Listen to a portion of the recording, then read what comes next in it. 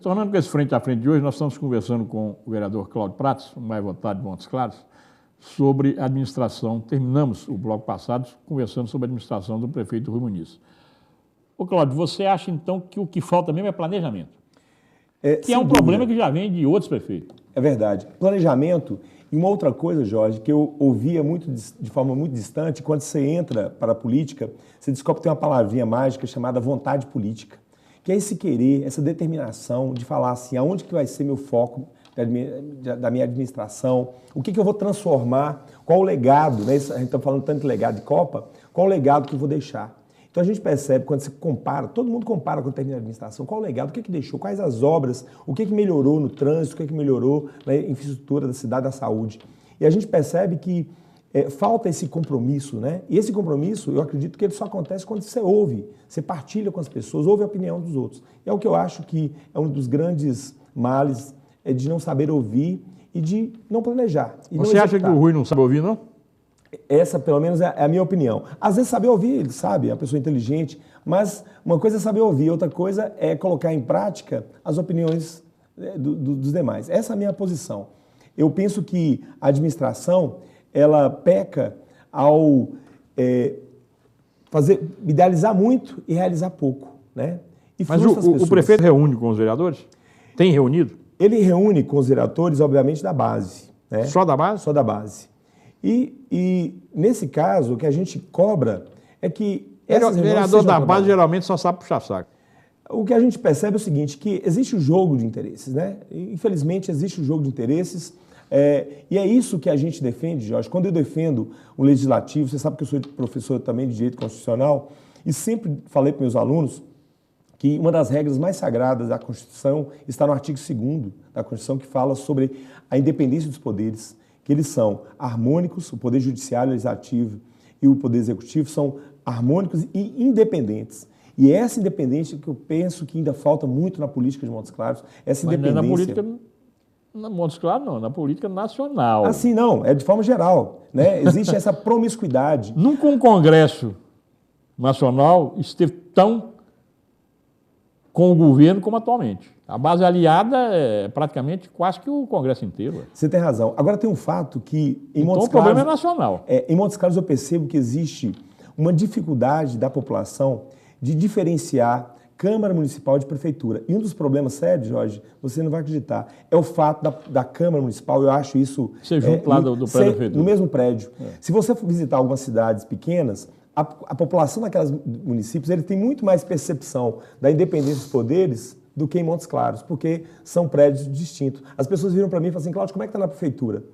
Eles acham que eu trabalho na prefeitura. Eu deixo bem claro, a prefeitura nós fiscalizamos, na Câmara nós atuamos.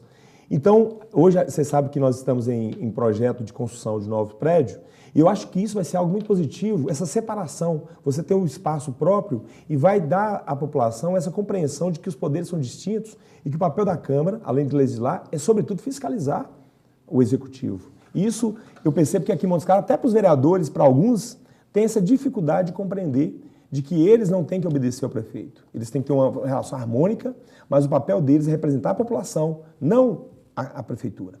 E isso, infelizmente, eu acho que ainda compromete, é algo que está distante ainda da política que a gente espera e sonha e que eu vou lutar sempre por ela. Ô Cláudio, tem corrida notícia aí de que a mulher do prefeito é candidata a deputado federal. E que o prefeito já está começando a agir politicamente usando a prefeitura para essa candidatura. Você tem sentido isso? O que é do meu conhecimento, de fato... Dizem que ele está contratando ex-prefeito de municípios vizinhos para trabalhar para a campanha da mulher dele. Então, Jorge, as informações que eu tenho, primeiro, procede, né, a informação é público, né, já anunciou, ela é uma pré-candidata a deputada federal, isso... Dizem que ele quer que ela seja mais votada do Estado. Né? Obviamente que quem é candidato, e o Rui é alguém que sempre... pensa alto. Muito, pensa em ser governador, presidente, então, obviamente, ele vai pensar também alto também em relação à candidatura da sua esposa. O que eu lamento, né, e eu chamo a atenção e vamos fiscalizar, é porque todas as pessoas estão aptas, né, aquelas que estiverem dentro das regras legais, e podem e devem se candidatar. O que a gente não concorda e que a gente viu acontecer nos últimos anos aqui em Montes Claros, lamentavelmente, foi o uso da máquina administrativa, da máquina pública, para favorecer e financiar campanhas. Mesmo que não fosse diretamente do dinheiro, mas usando a máquina, usando obras para fazer isso. Isso fere o jogo, as regras, é injusto no processo eleitoral. E a gente percebe, o que eu sei dessa informação é de ouvir dizer, mas o que me tem de informações, por exemplo, no caso do prefeito Reinaldo Landulfo Teixeira, que era ex-prefeito de Capitanias, hoje é o secretário, né? Obviamente deve estar dando o apoio que ele tem, o respaldo que ele tem junto àquela comunidade. Os demais casos, eu não tenho ainda informações oficiais, né? Se isso, até porque se estiver acontecendo é um crime eleitoral, né? E merece ser investigado, seja pelo Ministério Público, seja pela Polícia Federal, que também tem essa competência. A gente está sempre atento a isso, chamando a atenção, acho que a Justiça Eleitoral também, ela está atenta a todas essas situações e não vai permitir, obviamente, e conosco lá também não, que aconteça esse desvirtuamento, né, daquilo, essa mistura daquilo que é público, do privado. A mulher dele se licenciou da prefeitura, do cargo que ela exercia? Licenciou do cargo, ela era chefe de gabinete do prefeito, então houve o anúncio dentro do prazo legal, isso a gente acompanhou, houve o licenciamento, né? Mas, obviamente, há sempre um risco, né? E a gente vai sempre chamar a atenção, porque a pessoa pode correr o risco, que a gente viu em outras ocasiões, das pessoas vão com muita sede ao pote e acaba depois... Hoje, Jorge, eu percebo que há um rigor muito maior. Hoje todo mundo tem um celular na mão, tem uma máquina fotográfica, então é muito mais difícil e muito mais arriscado. Mas eu acho que o correto seria a própria legislação proibir essas coisas. Porque o Jairo foi prefeito e, quando prefeito, elegeu a mulher deputada. Exato. O Tadeu foi prefeito e, quando prefeito, elegeu o filho deputado. Exato. Agora o Rui é prefeito e quer eleger a mulher dele. Quer dizer, a própria legislação é que devia proibir isso, você não acha, não? Eu acho sim, mas isso precisa passar por um processo de reforma da legislação e bem como a reforma política também, algo que a população clama por isso. Mas de tudo isso, Jorge, pior do que todo esse efeito do uso da máquina que pode acontecer, o que eu acho mais prejudicial e que aconteceu em todas essas gestões que você citou, seja o Jair Ataíde, seja o Tadeu Leite, e agora, e que eu temo, é que o prefeito ele retire o foco da administração, de administrar a cidade, e dirija esse foco para apenas uma campanha eleitoral. Com isso, quem fica prejudicado é toda a população, que se dentro de um ano e meio, praticamente, não teve as suas demandas atendidas, imagina agora nesse período. Então você tem Copa do Mundo, você já tem eleição, então eu considero mais um ano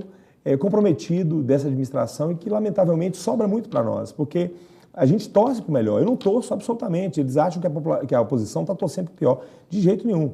Eu, primeiro, não considero de oposição, volto a dizer, me considero de dependência. E eu torço para o melhor. Tanto é que meu mandato, eu tenho trazido muitas emendas através de parceiros, como é o caso do Eros Biondini, trouxe várias emendas para o esporte, para a Santa Casa, para os hospitais, tentando ajudar a cidade. Acho que você tem que ter a crítica, mas apresentar também as propostas. E eu tenho pautado o meu mandato nesse sentido. O que eu acho que não pode acontecer é que esse ano, mais uma vez, seja comprometido por interesses que não sejam, sobretudo, o interesse coletivo. Nós vamos para o nosso segundo intervalo e voltamos logo em seguida para continuar essa conversa com o vereador Cláudio Prates. Espera um instantinho.